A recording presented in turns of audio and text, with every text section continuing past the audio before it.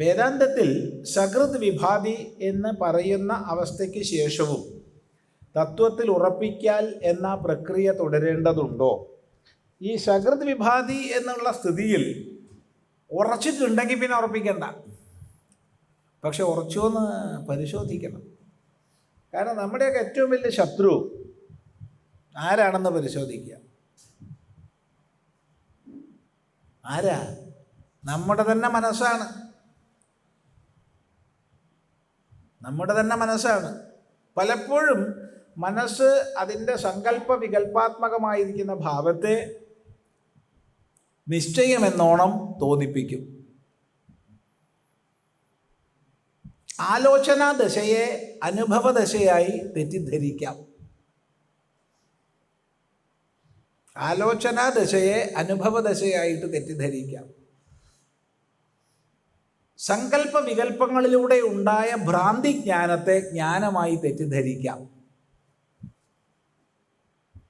അപ്പം ശരിയായ പരീക്ഷകളിലൂടെ കടന്നുപോയി ഏതവസ്ഥയിലും ഇളക്കമില്ലാത്ത ദൃഢബോധം സമ്പാദിക്കുന്നത് വരെ അഭ്യാസം തുടരണം. ഇവിടെ ആത്മാനുഭൂതി സമ്പന്നനാവുക എന്ന് പറഞ്ഞാൽ എന്തോ ബാഹ്യമായ അനുഭവം വരിക എന്നല്ല അർത്ഥം. അത് പ്രത്യേകം ശ്രദ്ധിക്കണം.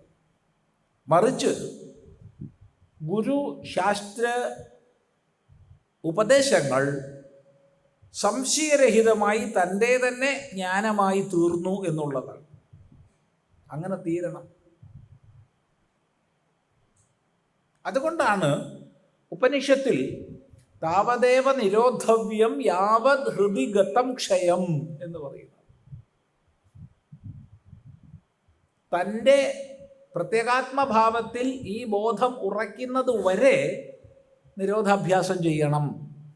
ഗുരുനാഥന്മാർ പറയാറുണ്ട്, നാടൻ കൂർക്കിലും ആട്ടും കാഷ്ടവും വേർതിരിച്ചറിയണം. ഇല്ല, അതങ്ങിയല്ല. അത് അറിഞ്ഞു വെച്ചാൽ പ്രശ്നമില്ല, പിന്നെ ഉറപ്പായി. പക്ഷേ അത് ശരിക്കും അറിഞ്ഞില്ലെങ്കിലോ പിന്നെയും ചിലപ്പോൾ ആട്ടും കാഷ്ടം നാടൻ കൂർക്കിലാന്ന് വിചാരിച്ചിട്ട് ചിലപ്പോൾ പൊളിച്ചു എന്ന് വരും. അറിഞ്ഞാൽ പ്രശ്നമില്ല, അറിഞ്ഞിരിക്കണം. സകല സംശയ വിപര്യങ്ങൾക്കുമുപരി ബോധപ്രതിഷ്ഠിതനാകണം. അതുവരെ സാധനാഭ്യാസം തുടരണം. ഇതാണ് ജ്ഞാന വിജ്ഞാന ഭേദം. ജ്ഞാനിയിൽ നിന്ന് വിജ്ഞാനിയിലേക്കുള്ള ആ പരിണാമം ഇതാകും.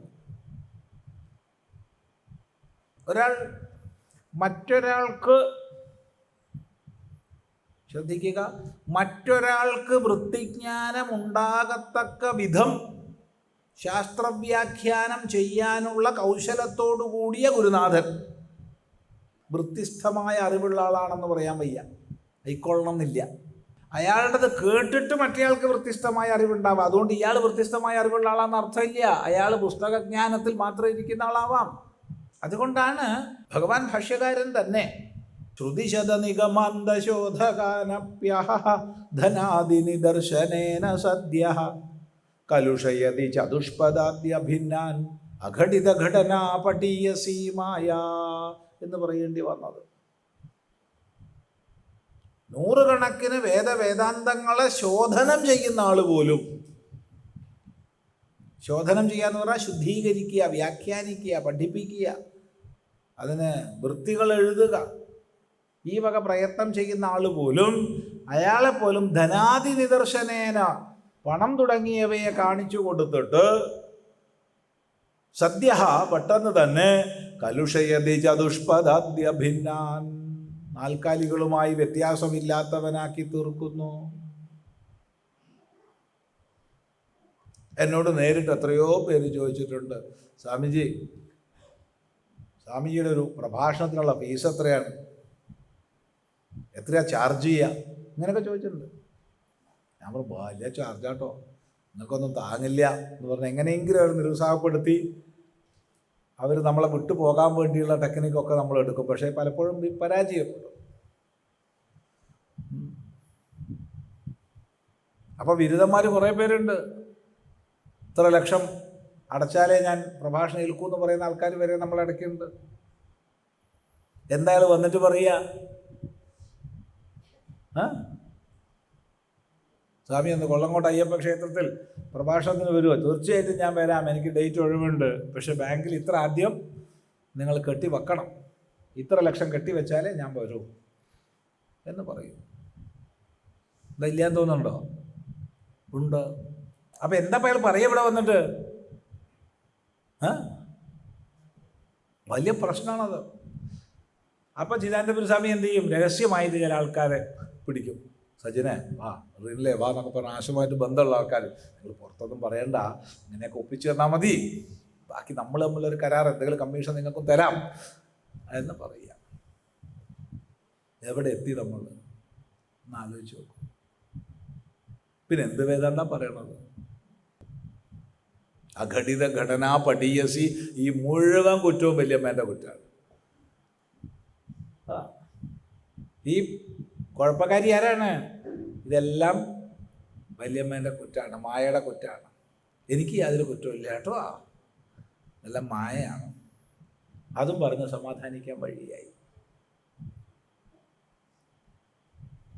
മനസ്സിലാക്കൂ, പല പല വിഷയങ്ങളിൽ.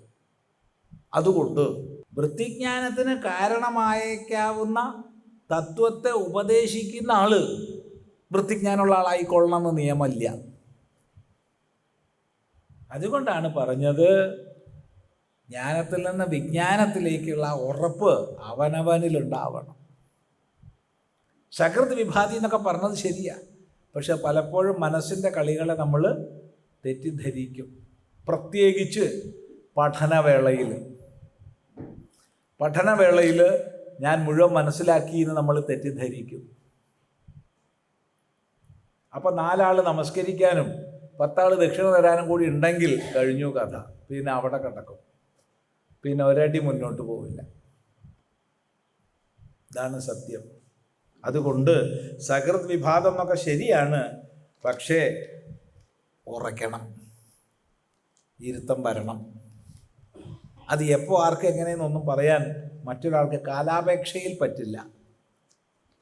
കാലാപേക്ഷയില്ല അവിടെ, അത് പ്രത്യേകം ശ്രദ്ധിക്കുക.